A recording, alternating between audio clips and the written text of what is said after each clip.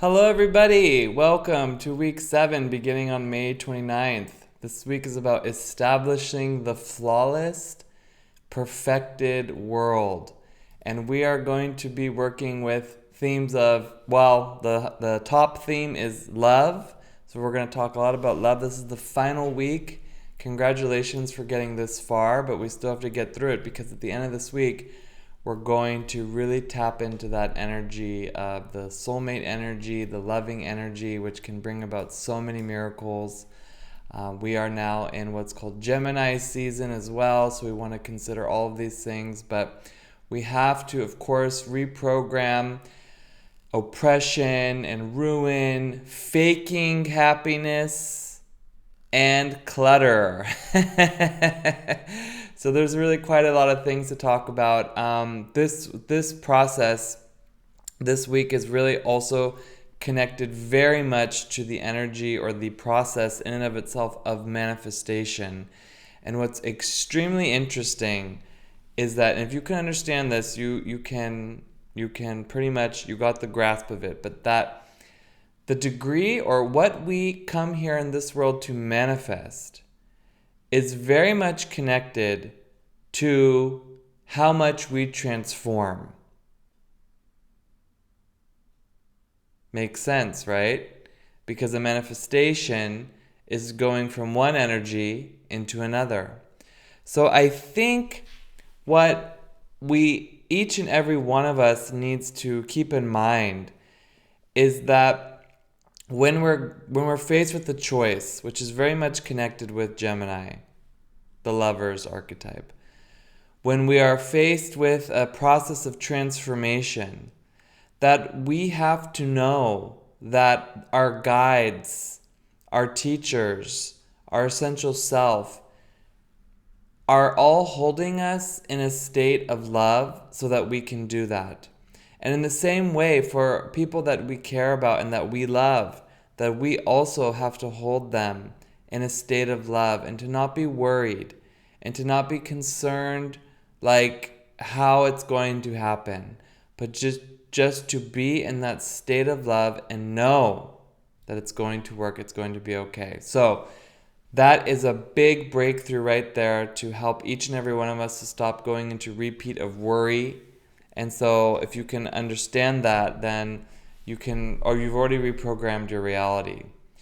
This entire week is asking us to think about what our actions are and to remove that energy of separation and fragmentation and endings once and for all from this material world. So I want us to walk like on that path of transformation so that we can receive like all the answers to all of our questions and have all of our prayers answered, okay? So where last week we were working with elevating ourselves up into a higher state of mind, a higher state of consciousness. This week is about bringing everything that we've been through the past 6 weeks down to earth, okay? And it is only here on earth where we can experience and live that sensual, beautiful, pleasurable, flawless, perfect world. And I know it doesn't always look like that, but truly it is the perspective, okay? This is where we can really eliminate ego's control and influence and programming over our reality, over our lives, and over our experience, okay? So we can work a lot with control in the sense of controlling our attitude, controlling our self-importance, our intolerance that we have for others, even for ourselves, our selfish nature. We can really control all of that because in this perfected world, there's abundance and prosperity that flows, and we live in a new reality when we can tap into that. You guys, you can do it. You can do it. And at the end of this week, we are going to really approach that intense moment when we can really kind of like make contact with that energy of divine love for the rest of the entire year, which gives us immunity, divine immunity, happiness, dare I say, endlessness. Okay? Endlessness. This is going to be a point in time and space when we're reminded where we come from, which is love. Each and every one of us comes from love. And before we fell out of this love, the state of love, we knew it. And that's why we work with the lovers archetype, because the lovers, they remind us of this state of love. They represent to our subconscious and our conscious mind the union that comes with love, the union of all the complementary parts of within ourselves which share equal importance on our path to becoming whole. So with the lovers, we really understand that no part is better or worse than another, as oneness needs it all, the good and the beautiful, as much as the bad and the ugly. No part can be left out. If all has to be integrated in as one. Okay? So we have this really big task to do that in our relationships, platonic, romantic, in our families, in our business. We have to, again, choose love and acceptance in any situation, even the situation of process. Okay? So we are going to gain the ability to prioritize our desires as we understand what has meaning for us. And with our priorities in order, you guys, this week we're going to make the right choices, the choices that are for the highest good of all involved. Absolutely beautiful. Because you will see that the lovers, and we will get into this more in the live stream, which you can actually, this is a separate event that you are going to need to sign up for. There's a link down there because it's a live stream event. We did the preparation and now we have to do the live stream. It's like in the lovers are in that garden of paradise, okay? But the thing is that the garden, it's just a code. It's just a metaphor. And if we look at the root of the word, like the garden, it's like it means an enclosed space. So a sacred divine space that's within you, that's around you, that's here. In Latin, it's hortus gardinus. That means the enclosed garden. And that alludes to the guards and the enclosing of the paradise within us, within our world, within, our realities. Because this is like that divine space where that perfected world is coming from. And we could say it's like at the heart of a matter as opposed to the surface of it. Even though it's also in the surface, you use the surface to access the heart, okay? What happens is that we get caught up in the surface and we think the surface is the heart, and then we get very confused, which is also a Gemini problem. But the thing is, like, if we really want to bring healing to our bodies, to our relationships, to our hearts, to our earth, to the soil, to the food, to the water, we don't use it, we don't bring healing by using less, but actually by using more and asking the earth to regenerate more, because the earth is a channel of love. It's a channel of mercy. And that's why we prim our roses and our flowers and our plants. You have to cut it off to kind of like use it to say, grow more, grow more. Now, if you don't, it will seed, but then it's going to follow a different cycle. So we need to work with the technology of nature in order to say, no, give me more, give me more. Give it all to me. I'm ready to take it. I'm ready to use it. But if we don't use it, then we get, one like batch. We get one batch of it, okay? And we've been misled into thinking that there isn't enough, that things are going to run out. But that is just contradictory to the energy of unconditioned love, okay? And then we subject ourselves to, this kind of thinking. And the truth of the matter is that the earth, reality, expresses itself through the four kingdoms: the botanical, the mineral, the human, and the animal, and in a lot of abundance. So the fear and the worry and the doubt and the suffering of not having enough love, not having enough resources can be uninstalled this week with our pure heart, okay? Going beyond the surface, going beyond the illusions, as beautiful as it is. And we do need to appreciate it. That's where we have our experiences also in the material world, but it's not everything. It's the last in line in terms of the source, okay? So the power of within is that true power. And when we access the heart of a matter, we become that power, and we choose what we do with it, okay? Very intense concept. It's a little bit heavy, but this week is also very heavy in the sense that everything is being manifested. Everything is being drawn down upon, from that source. And it's not heavy in a bad way. It's just heavy, and that's the way that it is, okay? And this gives us the opportunity to really control every aspect of our reality and every aspect of our body. Now, for thousands of years, you guys, the collective ego, okay, has controlled the world because of our selfish nature, has made us dumb, and we do stupid things, and we're easy to be manipulated. We're very easy to be controlled and kind of like,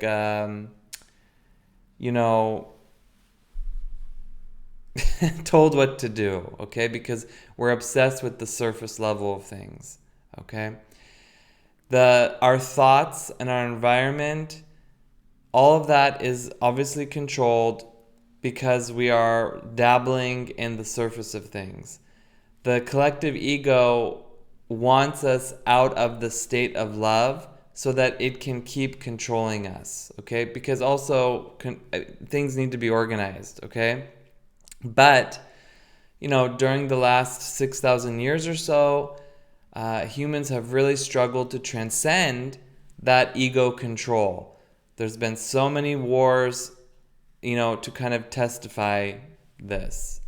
But throughout this week, each and every one of us can transcend and control our own ego and thereby contribute to the liberation of ourselves and others as we kind of download the love into the world right now. So it's kind of like when we're downloading that love, we're taking out a loan that we can use right away.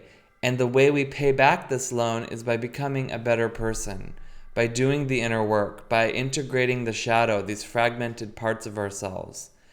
Now, in order to qualify for this download, we have to become willing to let go of our ego's attachments and kind of like embrace everyone in our life, enemies, friends, with that energy of unconditioned love.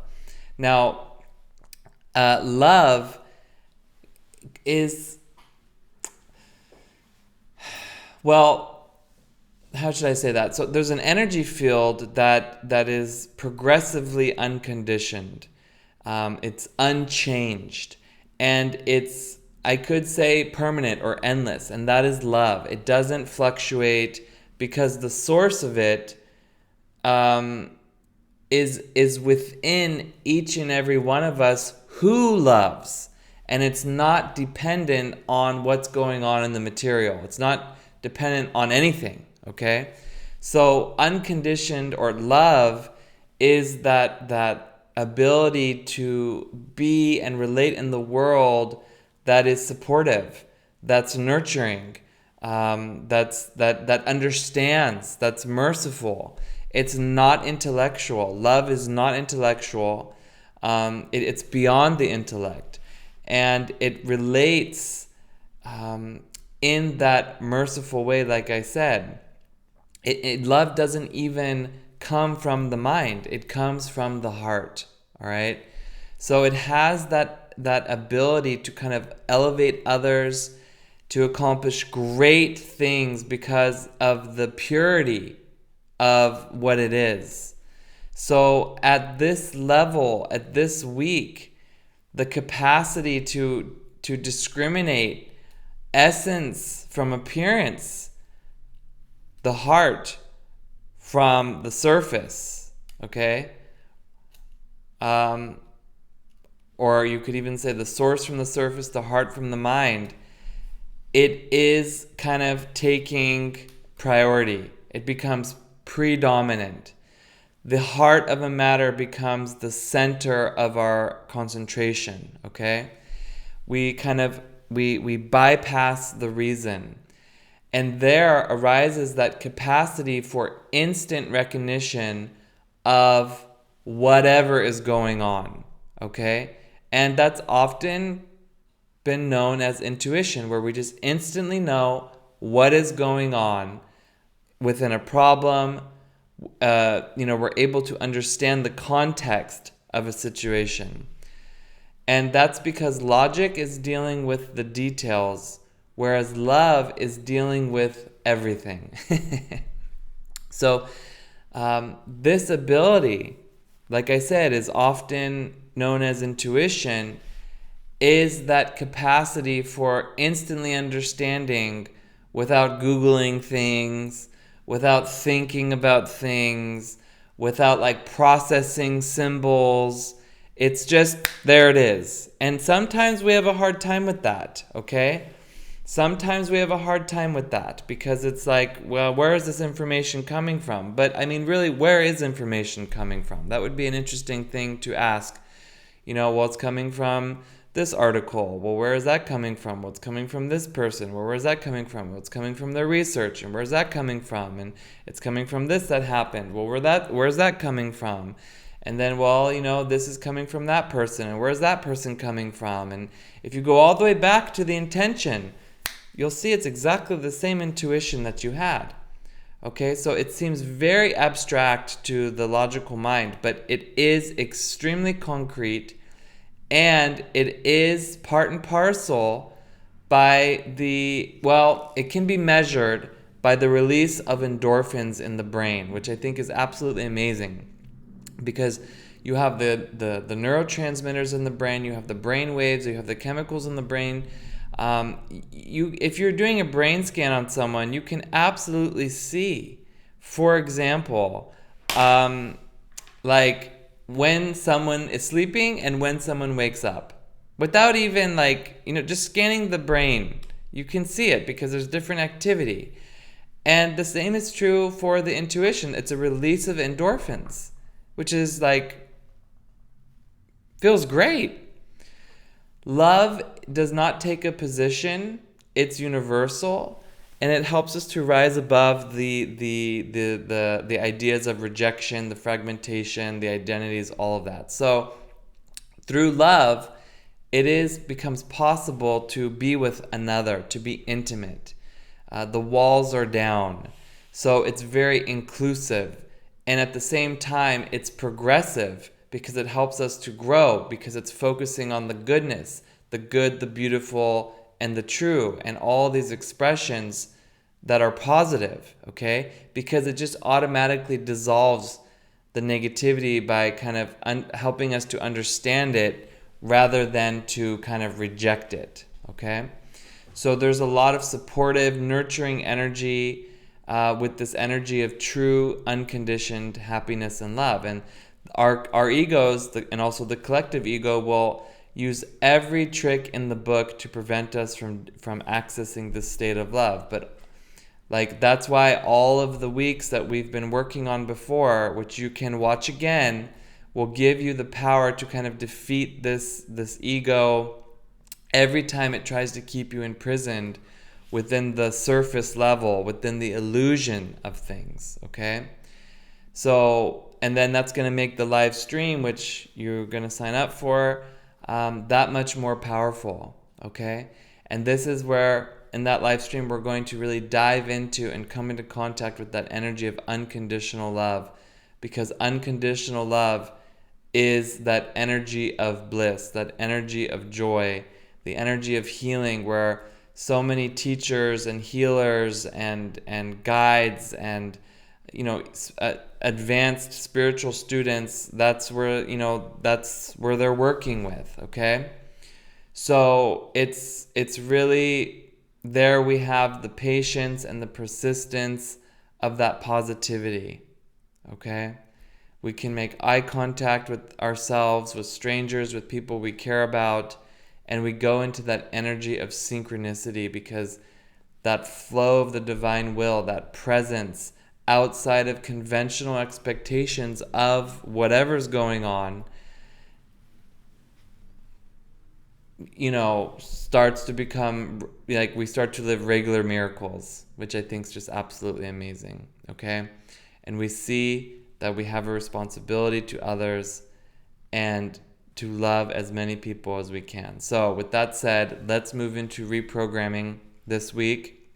This dimension, I want you to look in the upper right hand corner at the wands. Beautiful. So just, get yourself ready. Wonderful.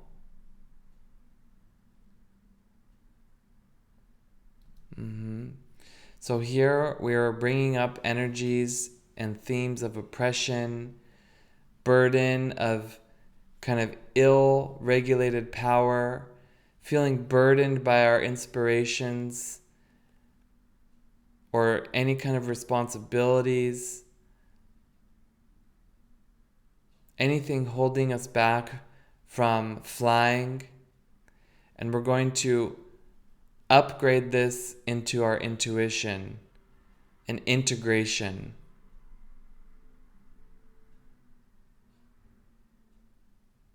And then looking to the left at the swords, we bring up pain, desolation, abuse, and humiliation. And we upgrade it into the end of delusion and obsessing with the surface. We allow a process to end, but know that we don't end. And we become energized and open to organize our energy and to atone for our short circuits and give it up to God so that we can change and move up from rock bottom. This is an energy of rebirth and a return to life.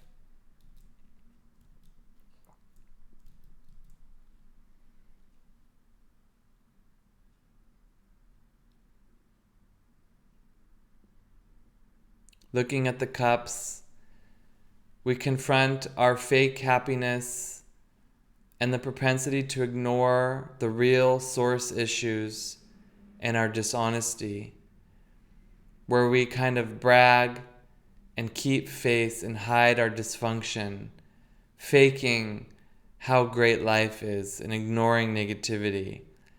And as we confront these issues, we activate lasting success and happiness to come, power, and the ability to follow through so that we can experience happy family,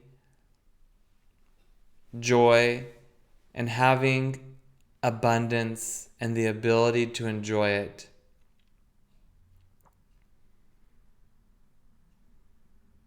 Really bringing the divine to earth and coloring life and sharing a vision with a soulmate rather than dominating each other. Finally, looking at the coins,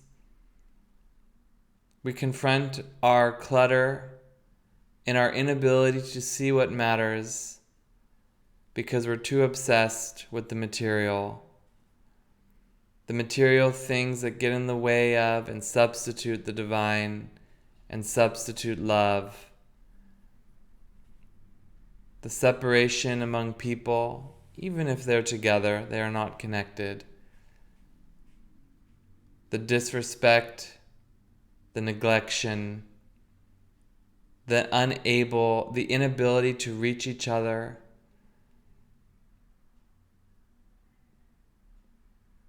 And anytime family has interfered with our relationships,